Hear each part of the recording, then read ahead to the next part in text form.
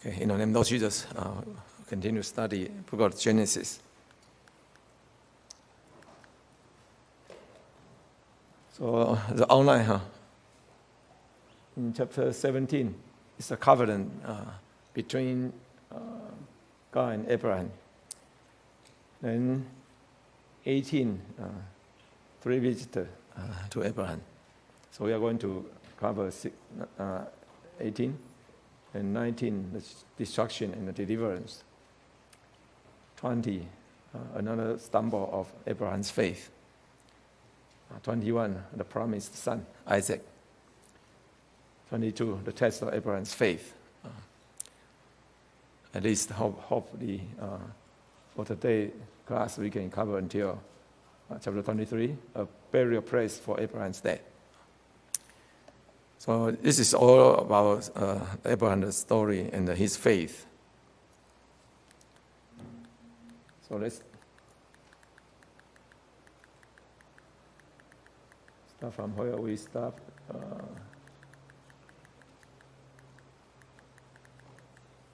Chapter 18.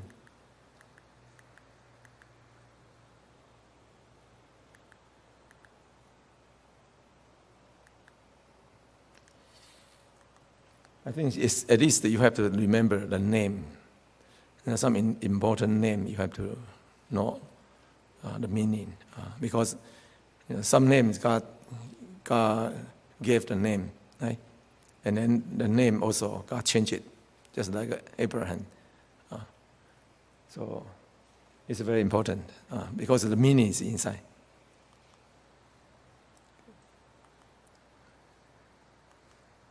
Okay.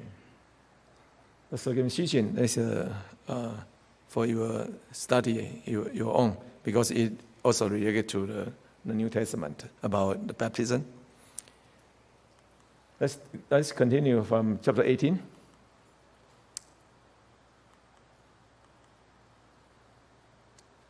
How come? Oh, no, sorry.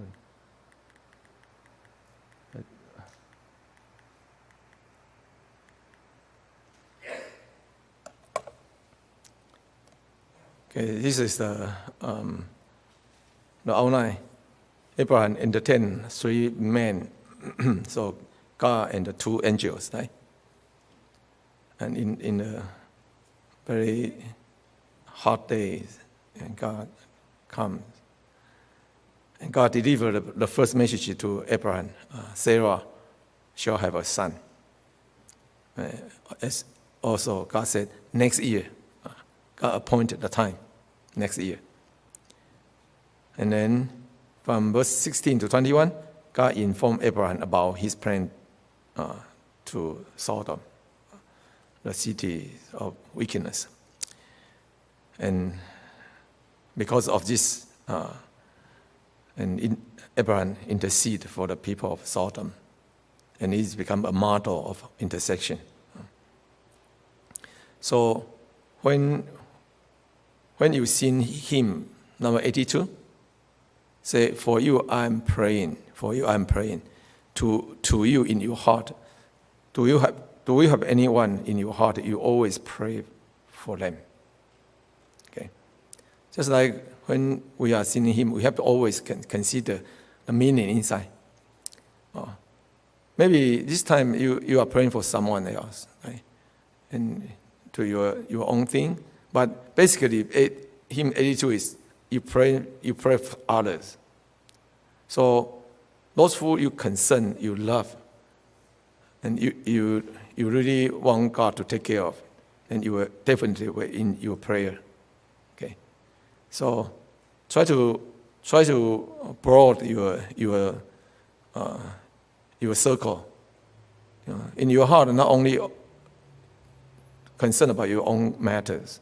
Always concern someone else, your family, your friend, or brother, sister who are in sickness, do need your support. Even though it's very tiny, but once everybody is doing the same thing, it's just like a network. So everyone will be supported by others. So we could be someone being remembered by others, we are also the one to remember others too. Okay, so God asks, actually, this is if we see the passage from chapter 18, let's turn to chapter 18.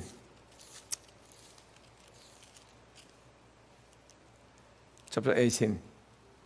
Verse 1, let's say, then, and the Lord appeared to him in the plains of Manre, and he sat in the tent door in the heat of the day.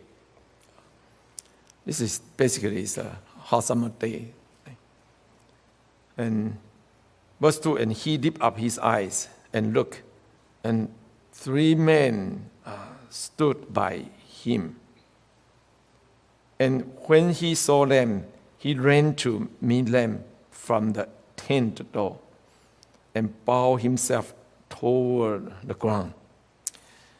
And this is a very special and very important. Abraham, he's just sat in his tent door, and then he observed. And these 3 men just suddenly appear, actually. So it seems like they have on a journey to somewhere. But this actually is the starting point. They didn't come from another place. Right? God and the angel just suddenly from heaven then down to tent of Irvine. Came from heaven and then just beside, you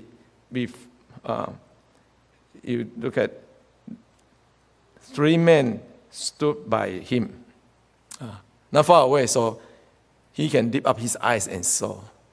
Right? And saw. So now, God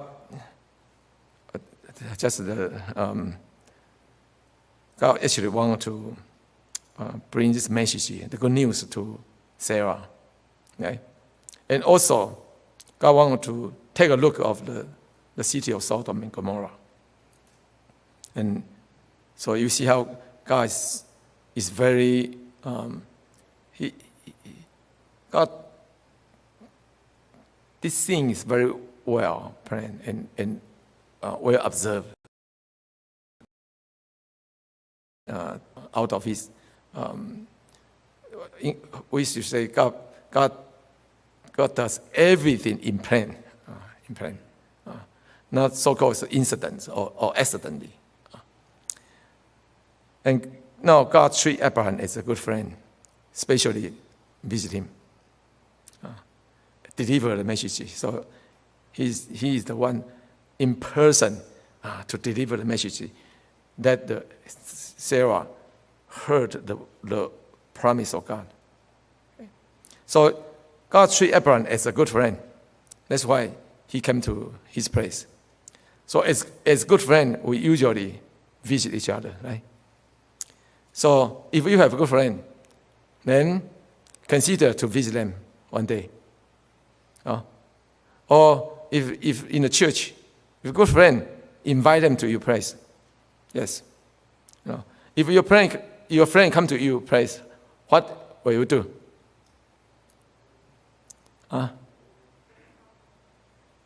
least you have to clean up your room. Right? If you receive someone, you have to make it a neat and tidy place and welcome people. So when we receive someone, actually this is a time we can clean our environment, make it clean and nice. Why not? Right? And then if your friend come to you, then you have to find a way to entertain them, to receive them warmly, right? Provide them. If supposed to you is good food, or you consider they can share with you what you eat, what you drink. And also, this is the time you can share with your friend in your environment. And because through this way, you can know each other better. Sometimes we cover ourselves, behind the scene. When you read or interact with our brothers in the church, most of the time we can cover ourselves. It could be not a true you, because at home, your environment, the way you behave could be very different. So sometimes we can easily get deceived by others.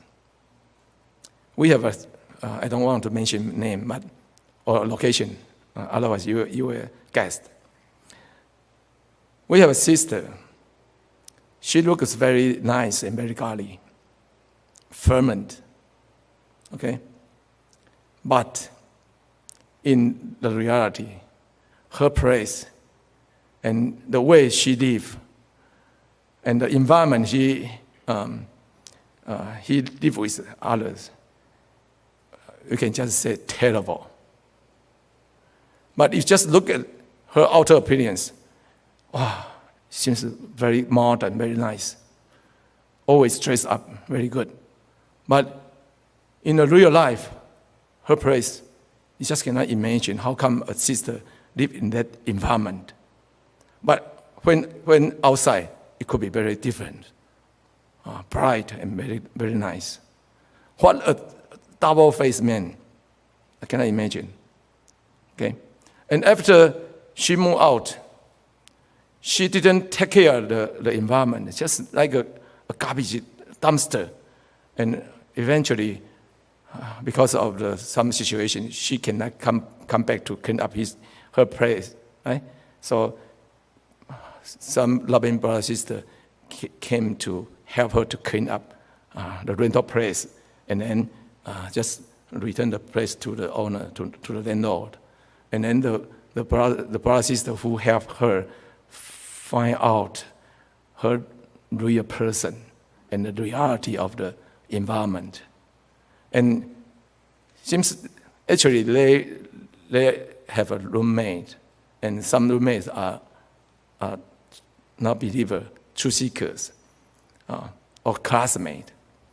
If the living environment is like that, how can we evangelize or preach to others? Say, you come to believe in Jesus, and then you will be true and you will be good. It's just like a fake, So, if we receive others to our praise, this is the time people and also know the way you live. Okay? So, receiving others is very important. That's why in the church, if we can have family service, if someone comes to your praise, then basically you have to share your living quarter with others. See, people can take a look, say, oh, this is your room, and nice. Or if you don't care, you just like a boy, you don't care. Okay, this is where I live. But at least you show this is your reality to others. People will not understand. So later, then if you have a chance to interact with each other, then you know, oh, this is his way or her way, and you are not going to be surprised. Okay, and through this interaction, you know each other better. Okay, so Abraham he received the angel, these three visitors, and God treated him as a good friend, right? God wanted to reveal His plan to him. Okay, and of course, Abraham also showed his hospitality so greatly to these three visitors. Okay, so we see how in verse 3 and on, how he invited these three men, right? Come to my place. So proactively, he welcomed them into his place. Proactively. So have you ever invited your friend to your place? I think this is very, very important. So in the future, hope, brother, sister, you can go to somewhere. If you go to certain place for vacation, you consider, in this city, I have a friend here. I'd rather to visit my friend, right? Instead of just going to sightseeing, to see shopping and do other matters. spend some time with your friend is more valuable than just shopping and spend time and go to the so-called the famous spot. It's not that interesting at all. But actually, if you have someone living there, you can interact with your friend. This is the most valuable thing to do. Okay, this is how we can bond. This is brotherly love together, because we can visit one another, because we care and we want to know how my friend's doing. Okay, and then show generosity. If you read the Bible, then you see how much food or feast Abraham provided for these 3 visitors. Can you imagine the food, how big? Just for example, let's jump to verse 6, right? Verse 6. Can someone read verse 6? Okay. Let me call someone to read. Okay. Andrew, read, please.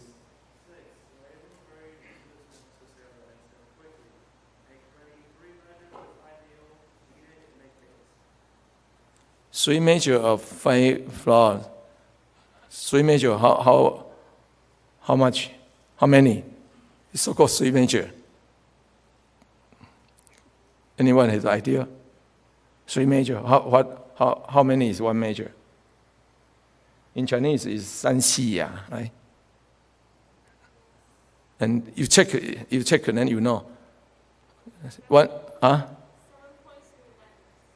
7 point.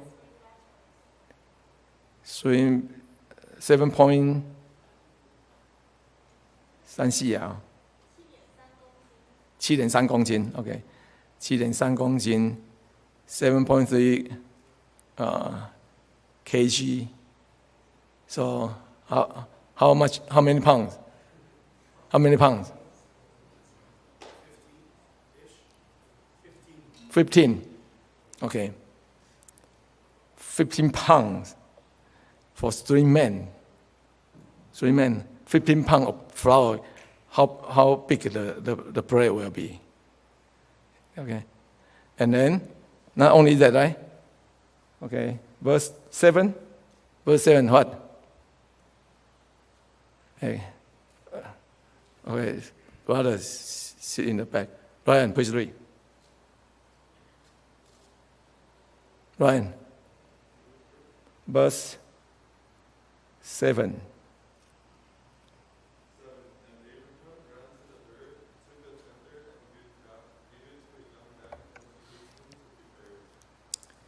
Kill a cow.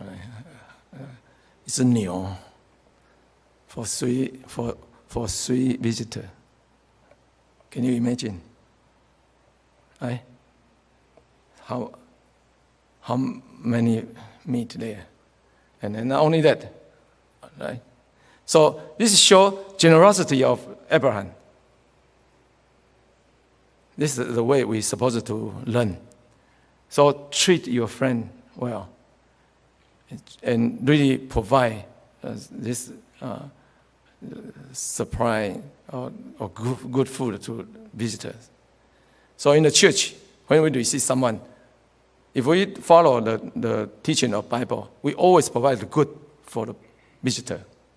And this is the way we can receive blessing too. So don't consider, I provide these good things, and then since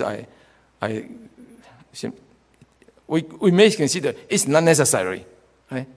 Because we count the value. Maybe we treat others, this is person, this who and who is important, so you provide better, good. But the other, just ordinary, not necessary, doesn't need. And this shows partiality, right? So you see how Bible gives us this example. At this moment, Abraham, he has no idea who they are. Remember, he have no idea, completely, just know these 3 men, this visitor. Now come to his place. He's supposed to provide. This is so-called generosity. Okay? And that's why in Hebrew chapter 13, verse 2, do not forget to entertain strangers. And let's become a very good custom of Israelites. They always show generosity to them. Yes. Yes, at this moment.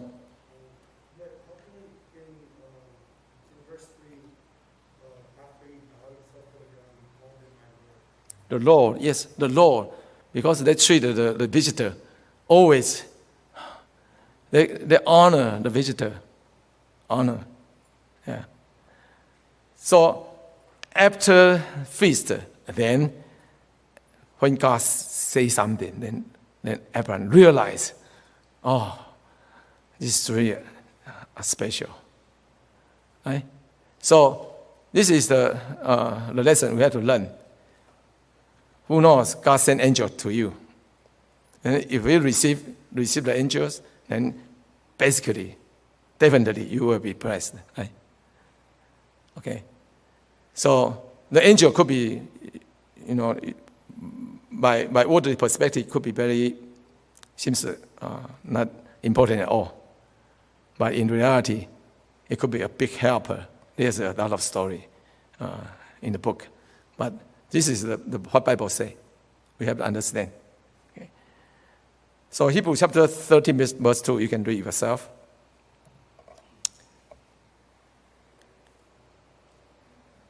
In verse 9 and verse 10. Verse 9, verse 10. Okay. All right. Can Brandon read, please?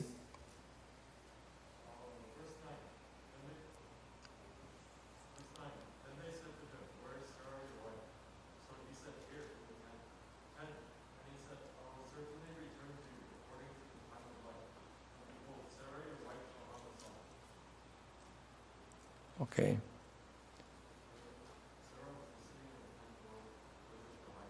Okay. Okay. So after eating, right? Where is your Sarah? And then I will return unto you according to the time of life. And Sarah, your wife, shall have a son. And Sarah heard it in the tent door, which he was behind him. Right?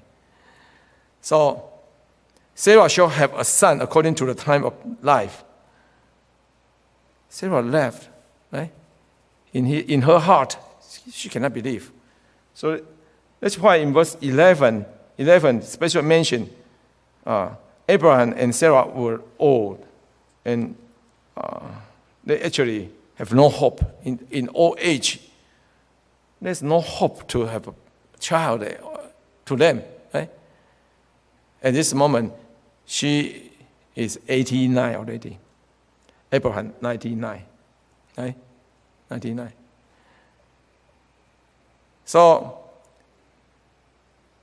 Sarah left. God knows our every thought. Even though we just, thinking something, God knows. And Sarah, she denied, right? No, I didn't. But God said, indeed, you did left, right? So, verse 14. Is anything too hard for the Lord? At the time appointed, I will return to you according to the time of life, and Sarah shall have a son. This is verse 14. From verse 13, God said to Abraham, right? The Lord said to Abraham.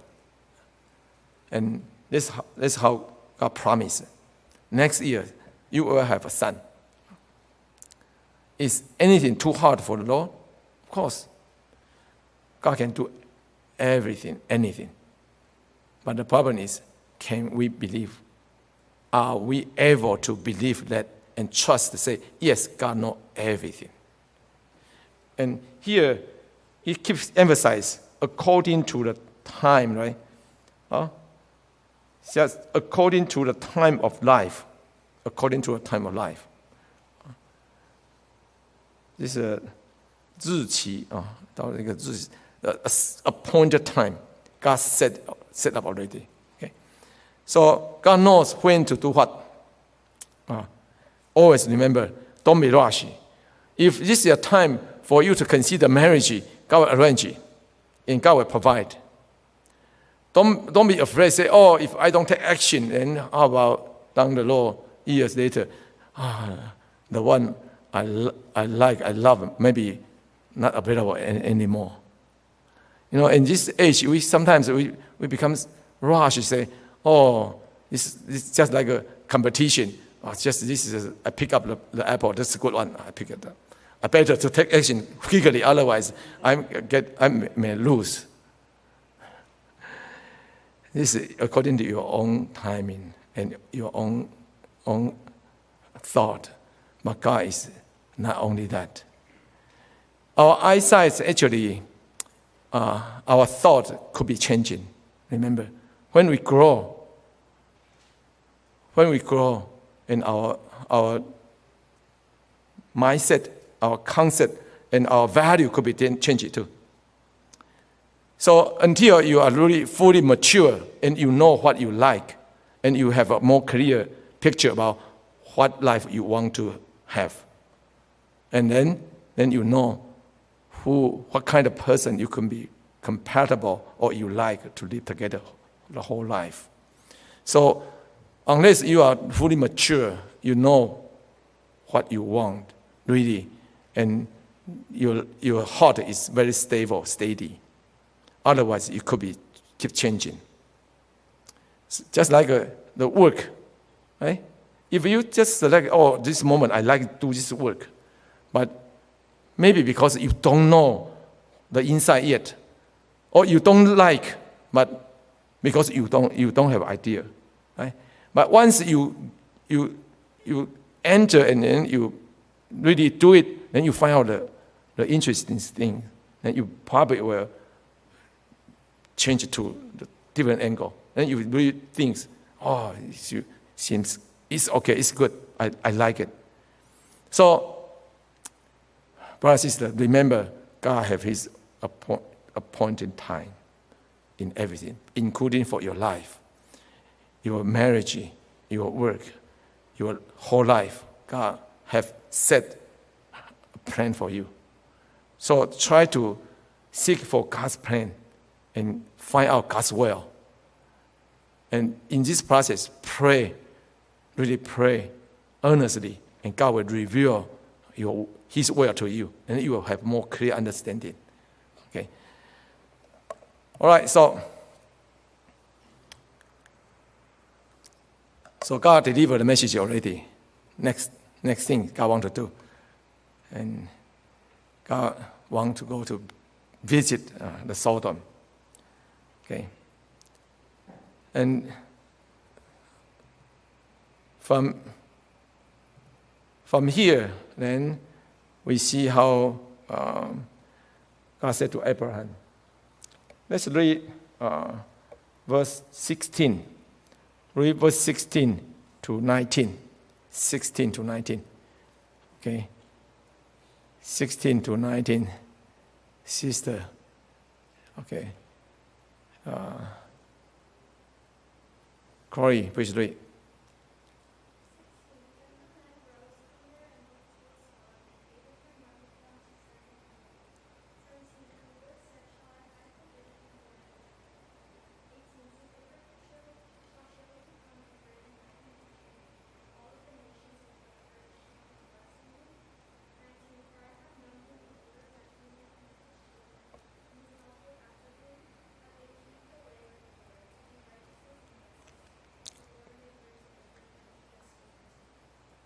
Okay. Now these three men, they rose up from there and then looked forward Sodom. Abraham went with them to bring them on the way. So Abraham accompanied them for a while, walking together. And during this time, they walking together. Now, God said, shall I hide from Abraham that things which I do? Right? Cannot. So Now, God cannot hide his secret. He have to share with Abraham. There's a reason. Reason. Because verse 18 says, Abraham shall surely become a great and mighty nation. All the nations of the earth shall be blessed in him. Then 19, and I know him that he will command his children and his household after him, and they shall keep the way of the Lord to do justice and judgment, that the Lord may bring upon Abraham that which he has spoken of him. So God already foresee what Abraham will do to educate his children, command his children, descendants, to keep God's commandment and God's word. Because this covenant, God already made covenant with him, not only for himself, but the generation after him. It's very important. So now God already view what Abraham will do regarding to God's commandment. I think this is very important. So God showed him his secret. So after God God said, talk to himself, right? God said, I cannot hide secret to Abraham. And he made this statement. Then verse 20, God said, Sodom and Gomorrah, because of their wickedness. So now this is a time for Abraham to intercede. So verse 22, we see how these two angels that depart first, and now Abraham stepped before the Lord. He started to praise of the Lord, not to destroy the righteous with the wicked.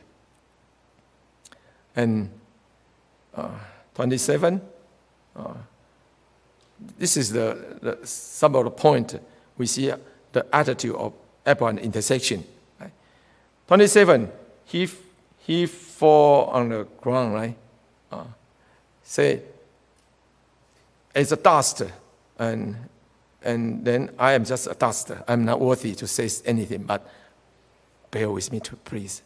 So you see how the gesture and the way Abraham he praised God for others. So six times about what he said, God always said, yes, I agree. So his intercession very effective. God agreed to all his requests. Can you imagine? So the prayer of the righteous is powerful and effective. That's according to James chapter 5, verse 16. James chapter 5, verse 16. So, brother and sister, we intercede for others, but make sure your intercession become effective to God. So what is the key? The key is we do need to pursue the righteousness. Make sure we become an upright man in front of God. So our prayer will be answered, will be heard. Okay?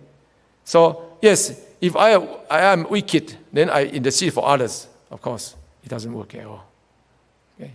So we better to repent and change first before we really can intercede for others effectively.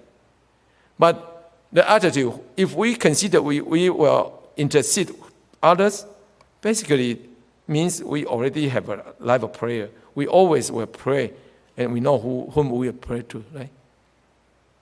So a life of prayer. If you really have this life, and then intercede for others as well. Okay? All right, so let's continue in chapter 19. Now the story continue.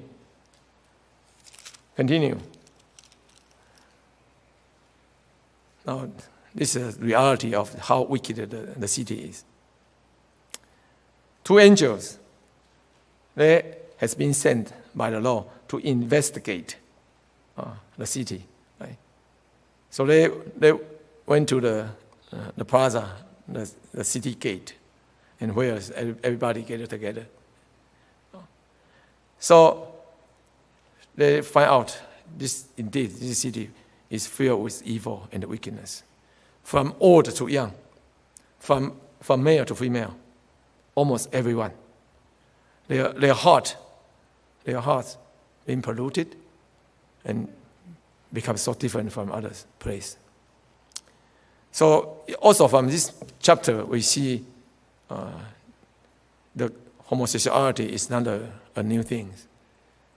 In the ancient time, in times of Abraham, and this wickedness has been practiced, and it becomes so popular. Even entire city, they consider this is no more way. No one consider this is the wicked, and no one consider God will punish it. Right? And they also enjoy their life, eating and drinking, marry, and then they just enjoy life, whatever they want to do. But you see how God eventually just judge every wickedness. So the 2 angels saved Lot and his whole family. But unfortunately, actually only 3 of them been saved. But these 3 and then perform the wickedness even greater. And this is a big lesson warning to us. And from verse 23 to 29, brimstone and fire rain down to overthrow the cities. So remember, there are cities by the Dead Sea. There's 5 cities. Sodom and Gomorrah are the 2 big ones, but there are 3 others, smaller, also being burned down. And you see, this is a region. So wickedness, the sin will spread to the region. And so that region, the people, they have same mindset. They practice the same wickedness. So you see, the sin is so terrible and can be very contagious to others. So be careful. 2 race come out of the foolish father. And this is a tragedy to the generation to come. Okay? I just wanted to bring some important point for you.